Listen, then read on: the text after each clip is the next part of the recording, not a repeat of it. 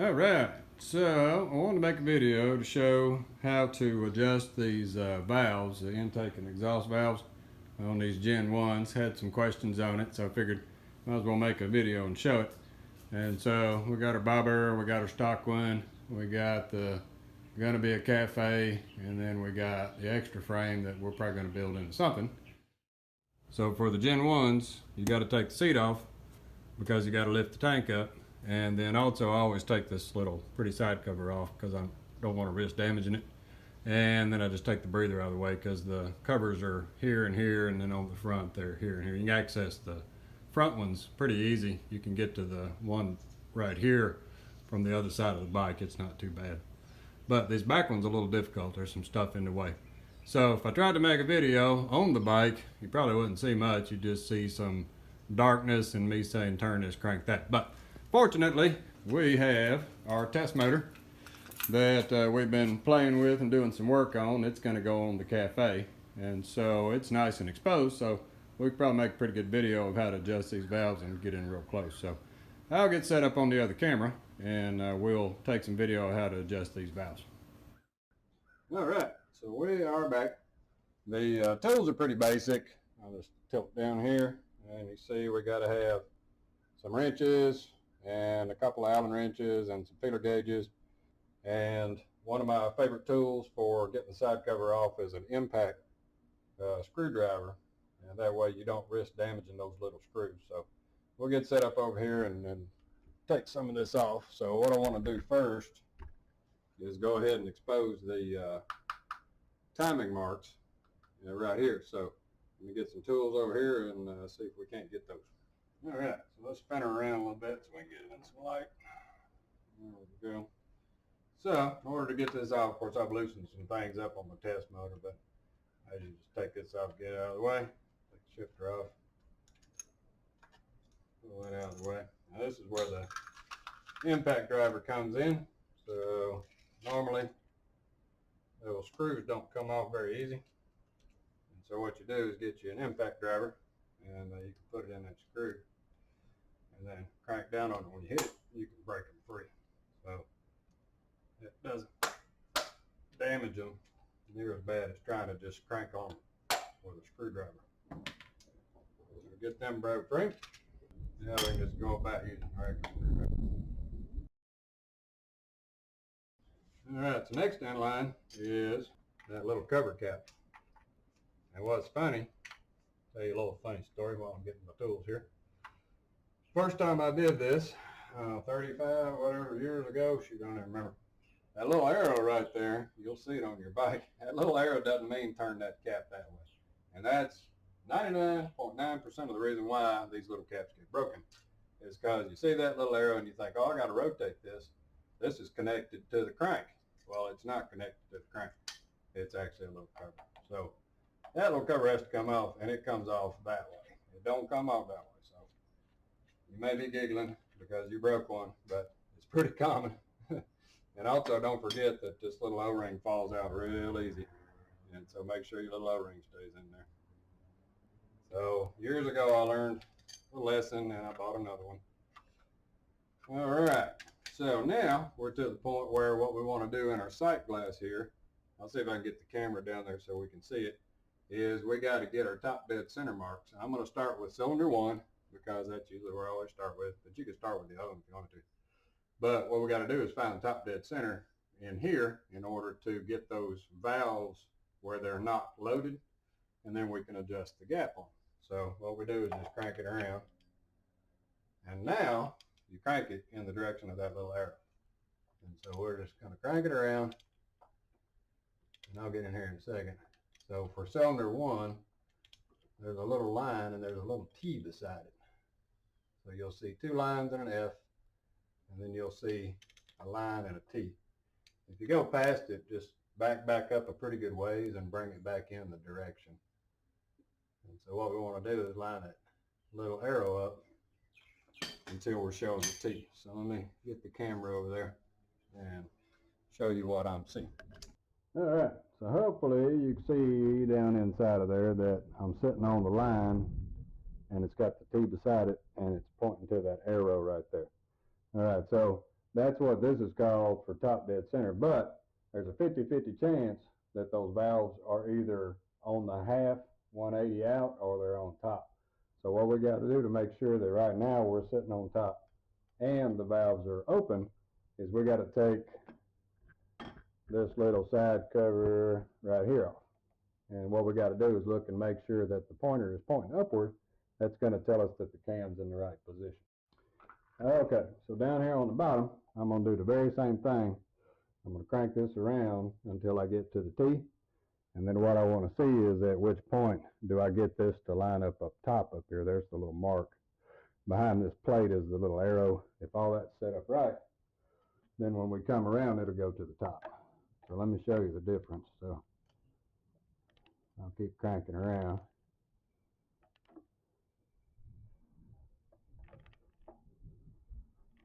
Let's see if I can find the T. Alright, so there's the T. So down here it says it's on top dead center. Up here it's 180 out. So if I take my covers off right now and just check, like I say, it won't be this easy on the bike. You'll have to reach up inside there. You can take the covers off pretty early on in the process. So this down here is showing it's on top dead. This is showing it's 180 out. So when I grab that valve, it's tight. So that is not the position that you set up on top dead center to adjust the valves. Let me get this other cover off real quick. All right, so what we got to do is, because that's not up here, these valves aren't loose. You can't adjust at that point. If you adjust it at that point, you'd have it way crazy off. So we got to put a wrench back on, and we got to bring it around another 180.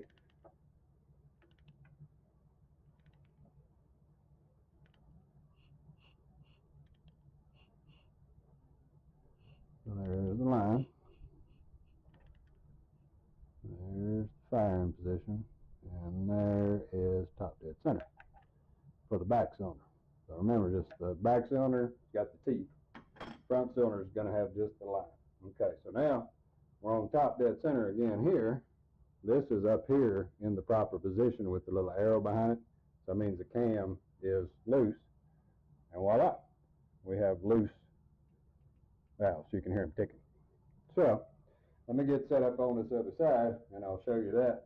But it's really important, just because you're on T right here doesn't mean your valves are loose. You could be 180 degrees out and you can't do any adjustment like that. So you got to make sure the T's in the window for the back cylinder, and you got to make sure that the arrow behind this plate may accidentally get put in the wrong spot.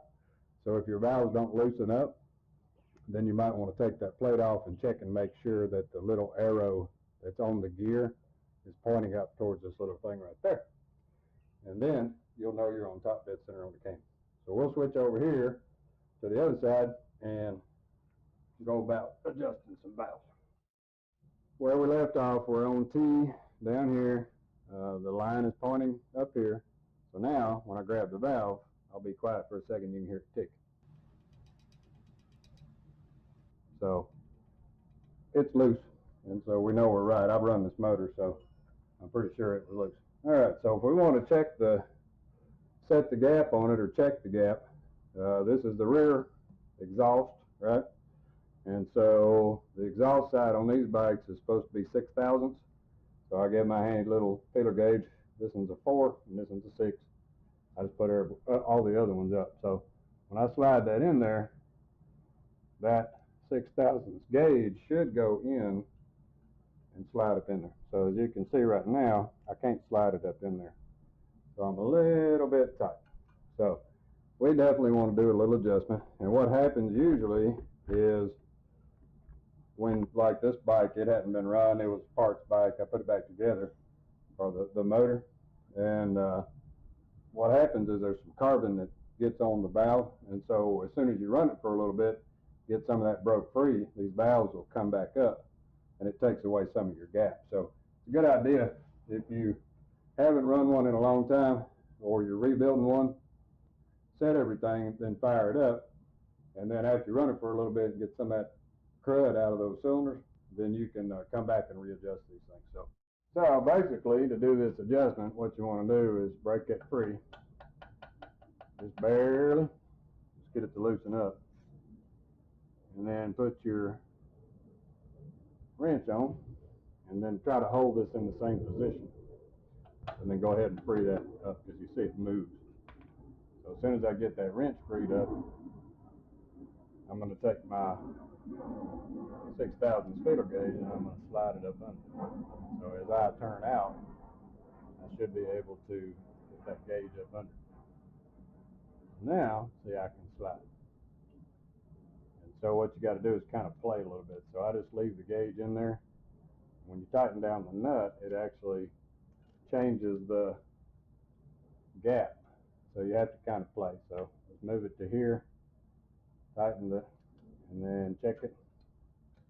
Move it up a little further, tighten it, and see, now it's getting loose. So you can see right there, I'm probably a little bit too loose, but I'm not tight yet. So what I want to do is first check it. Let me tighten it back down, and then check the gap again and see if it changed the gap. Yeah, so it's still a little loose.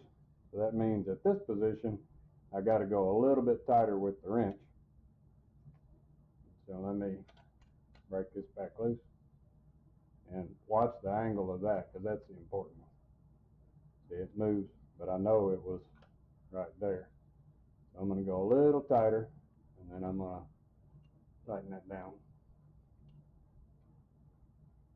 And then I'm going to check it again.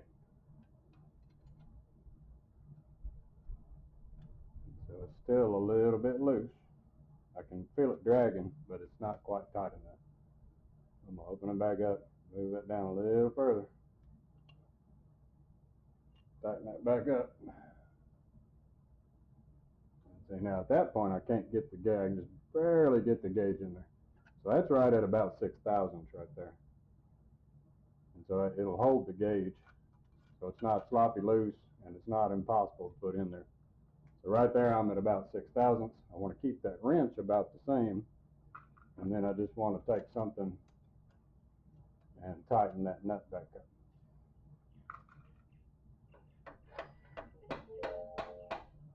There we go. So we'll do a final check after we tighten it up. Probably a torque spec on that, but I doubt I've ever used it. And so now, see, I'm nice and tight with the feeler gauge, and it'll hold it, but it still goes in there pretty easy. So I know I'm right at about 6/1000.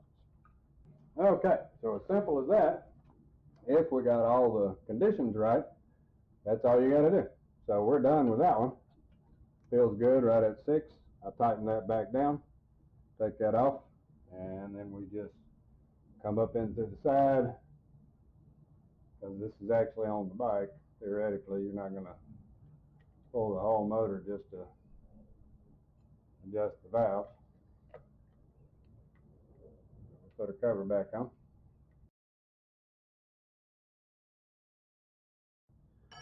And now we're ready to move over to the intake side. All right, so the exact same process goes for the intake side. We're still down here, down at the bottom, we're still on T for the rear, and we still got this lined up, so this valve ought to be loose. I don't know if you can see in the picture, but the oil's wiggling. So what I want to do for the intake is I'm going to use a 4/1000 feeler gauge, and we'll slide that feeler gauge up in there and see if it's tight. So this one's tightened up as well, so I can't get the feeler gauge in there. Like I say, pretty common for what I've experienced. So see, I can't push the end of the feeler gauge in there, and so it's a little too tight. So let's get our wrenches and our hammer, and we're going to do the very same thing. But first you got to loosen up the nut, and I always just use the closed end.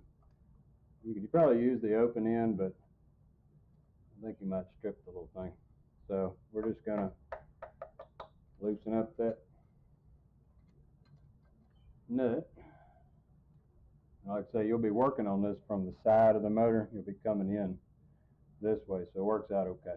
So hopefully I didn't move that. If I did, we'll adjust it. Okay, so now let's get our feeler gauge in there, and we want to back out. So you can see instantly when I moved it that much, it goes from won't move to will move. So somewhere right around there with the Allen wrench is where I want to be. So let's get our other wrench back on it. I'm going to try to keep that in position. So it's somewhere right around there. So I'll do the very same thing. I'm going to snug it down with the wrench in position, and then I'm going to bring the feeler gauge in.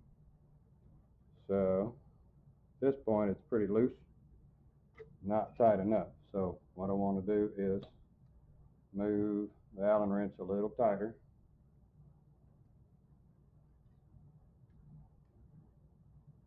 Until it's almost at that point. It's got a little resistance, but not a lot. So let's go just a hair further.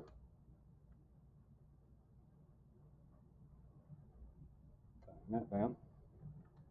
So now it's tight on the feeler gauge. So I can feel the resistance of it. It would actually hold the feeler gauge in there. So that's really, really close.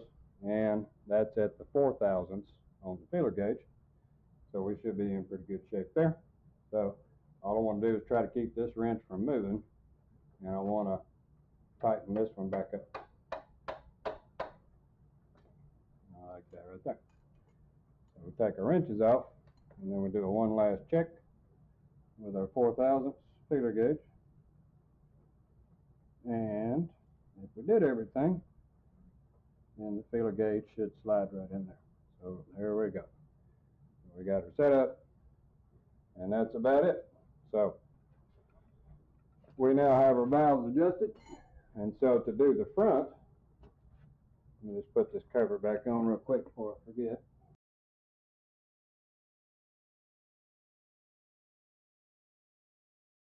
So there we go. So our back cylinder is done. Now, all we need to do is come around and do the front cylinder.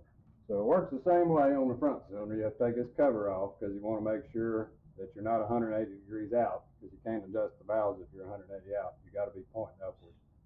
And what we want to do for the front, once I'll put the covers and stuff back on. So the front one you rotate around until you get to just the line. So we crank around here until we see just the line, not the line with the teeth.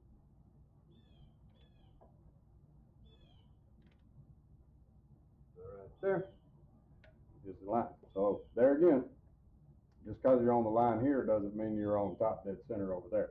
So you got to take the cover off. You want to make sure that you're pointing upward, and make sure you're on the line, not on the T.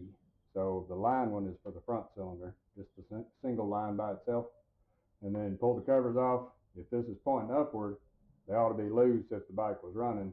If you're just building one, then you wouldn't know, but just make sure that that line's upward, and then adjust your valves in.